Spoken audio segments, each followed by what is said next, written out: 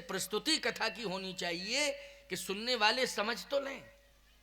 और प्रस्तुति कब होती है कथा की, प्रभाव उत्पादकता जिस प्रस्तुति में होती है, कब? जो अपने जीवन में स्वाध्याय को महत्व न दे करके भगवान की कृपा को महत्व देता है कि मेरे ऊपर तो ठाकुर जी की कृपा है, मेरा स्वाध्याय नहीं बोल रहा है, बल्कि ये तो मेरी साधना बोल रही है। साधना का मतलब है प्रभु की कृपा। नहीं, स्वाध्याय तो वक्ताओं से भी ज़्यादा बहुत लोग कर लेते हैं। क्यों भाई? ऐसे लोग हैं आज जो 8-8 घंटे स्वाध्याय ही कर रहे हैं, लेकिन मंच पे, लंच में तो घंटों बोलते हो, मंच पे कुछ नहीं बोलते। मंच पे कुछ नहीं बोलते, लंच में घंटों। एक भाव ये सुनिए महाराज, ये ब्रह्म वैवर्त पुराण में ये लिखा है, स्कंद पुराण में ये लिखा है, और मंच पर सब गायब। इसका मतलब है कि मंच पर स्वाध्याय नहीं बोलता है, भगवान की कृपा बोलती है। कौन बोलता है? भगवान की कृपा बोलती है।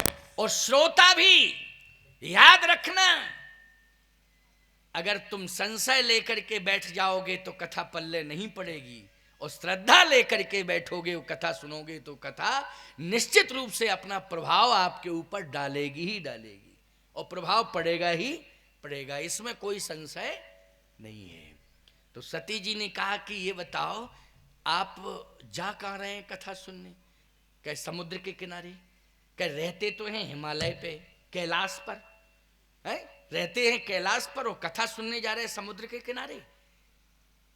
क्या हरिद्वार में कोई कथावाचक ही नहीं?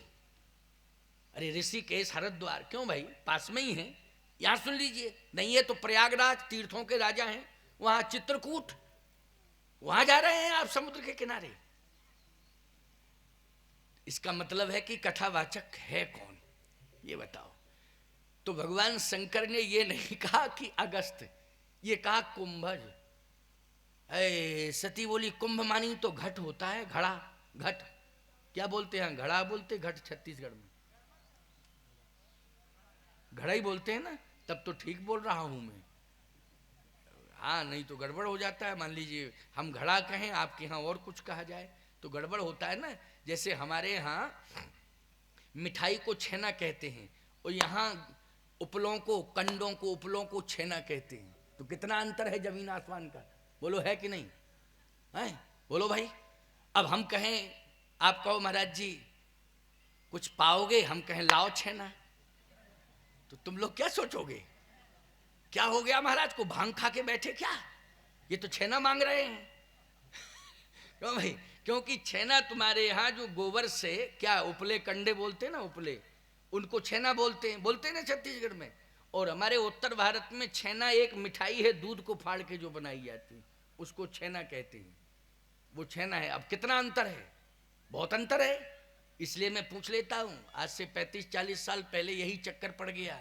मैं छत्तीसगढ़ आया, उस समय इतनी शिक्षा का विकास नहीं हुआ था, और उस समय मध्य प्रदेश का एक छत्तीसगढ़ भाग था, और वो भी इंटीरियल माना जाता था बहुत ज़्यादा। क्यों भाई? अब तो सबसे ज़्यादा विकास हुआ मध्य प्रदेश इतना विकसित नहीं हुआ जितना जब से छत्तीसगढ़ राज्य बना, तब से छत्तीसगढ़ का विकास हुआ। तो यही चक्कर पड़ गया।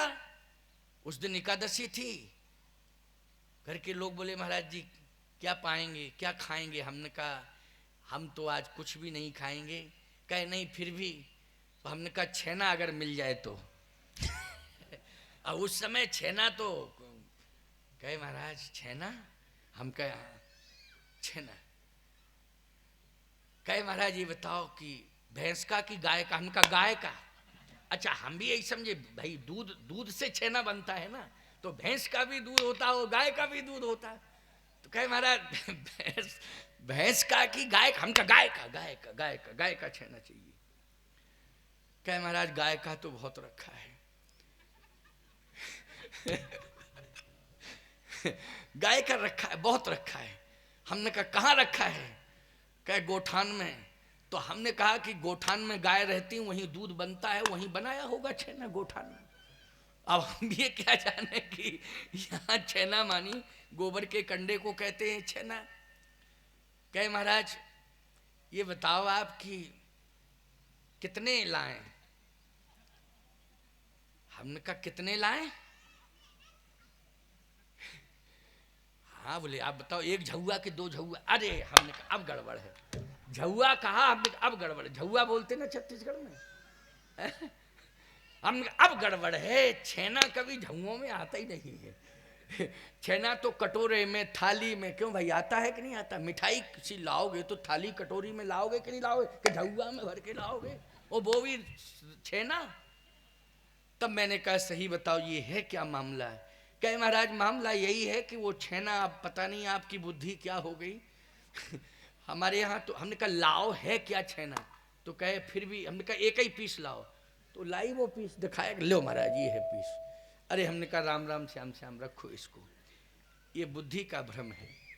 तो सीधी सी बात ये है कि हम पूछ लेते हैं, आपने भी कह दिया कि महाराज बिल्कुल ये सत्य है जो आप कह रहे हैं कि जीवन में हम कथा के प्रति संशय न रखें, हमारा कथा के प्रति भ्रम बिल्कुल न रहे, श्रद्धा रहनी चाहिए, संशय नहीं। भगवान शंकर ने कहा कि कुंभज, कहे कुंभ मानी तो घड़ा होता है? कहे हाँ होता तो घड़ा है। सती जी ने कहा कि इसलिए मुझे हंसी आ रही है कि आप हैं ज्ञान के समुद्र, और जिसके पास आप कथा सुनने जा रहे हैं वो है ज्ञान का घड़ा। तो घड़े में सीमित जल होता है और समुद्र में असीमित जल होता है। बोलो ये अंतर है कि नहीं? घड़े में सीमित जल होता है और समुद्र में असीमित जल होता है। समुद्र घड़े के पास जाता है कि घड़ा समुद्र के पास?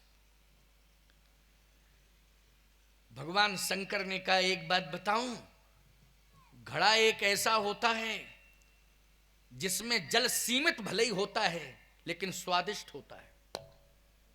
बोलो भैया, घड़े में जल भले ही सीमित होता है लेकिन वो सीमित जल इतना स्वादिष्ट होता है कि प्यासे को अगर आधा गिलास पानी मिल जाए तो तृप्त हो जाता है। हो जाता है कि नहीं? और प्यासे को अगर समुद्र का आधा गिलास पानी दे दिया जाए तो ब्रेन हेमरेज हो जाएगा उसको। क्यों भाई, ब्लड प्रेशर हाई होगा कि नहीं? बीपी बढ़ेगा कि नहीं बढ़ेगा? समुद्र का पानी खारा होता है कि नहीं होता है? इतना खारा नमकीन होता है, नमकीन कि जैसे नमक को घोलिए आप और अधिक मात्रा में, तो वो जल आप एक दो बूंद पी सकते हैं क्या? स्वाद के लिए आधा चम्मच या दो दाने डाल दो, ये अलग बात है, लेकिन आपने उसमें नमक ही घोल दिया पूरा। जब ज्यादा नमक सब्जी में हो जाता है तो सब्जी आप ठुकरा देते हो, ले जाओ इसमें नमक ज्यादा है। क्यों भाई, किसी भी चीज में नमक ज्यादा हो जाता है तो वो स्वादहीन वस्तु हो जाती है, व्यंजन स्वादहीन हो जाता है। हे सती, तू कहती है कि वो घट है, लेकिन वो घट जरूर है, लेकिन ऐसा घट है कि 3 अंजलि में उस घट के अंदर पूरा समुद्र समा गया था जिसका नाम अगस्त है। बोलो, अगस्त ने 3 अंजलि में पूरा समुद्र पी लिया था कि नहीं पी लिया था? वही तो है, अगस्त ही तो है कुंभज। बोलो कितनी बड़ी क्षमता है कि उस घट में पूरा ही समुद्र आ गया। बोलो आ गया कि नहीं आ गया? किसने पिया था समुद्र? जल्दी बोलो। करुणानिधि ने? अच्छा, एक करुणानिधि हुआ था उधर। क्यों हुआ था ना, अब तो मर गया, नेता था, मुख्यमंत्री भी रहा वो, शायद आंध्र का मुख्यमंत्री रहा था, तमिलनाडु का रहा, तमिलनाडु का है ना, करुणानिधि, जिसने हमारा राम सेतु का विरोध किया था, राम सेतु का विरोध किया था। उसी के समय में राम सेतु को नष्ट करने की योजना भी बन रही थी, लेकिन राम सेतु तो बच गया, वो चले गए। क्यों भाई, चले गए कि नहीं चले गए? ये फालतू का काम नहीं करना चाहिए। अब बोलो, मरने के बाद क्या जवाब दिया होगा भगवान को? और भगवान के यहाँ जब क्लास ली गई होगी तो ईमानदारी से बताओ, कोई पावर लेके गया क्या भगवान के यहाँ? वो राजनीतिक पावर लेके गया क्या भगवान के यहाँ? क्या लेके गया? याद रखना, अपने पाप और पुण्य लेके गया।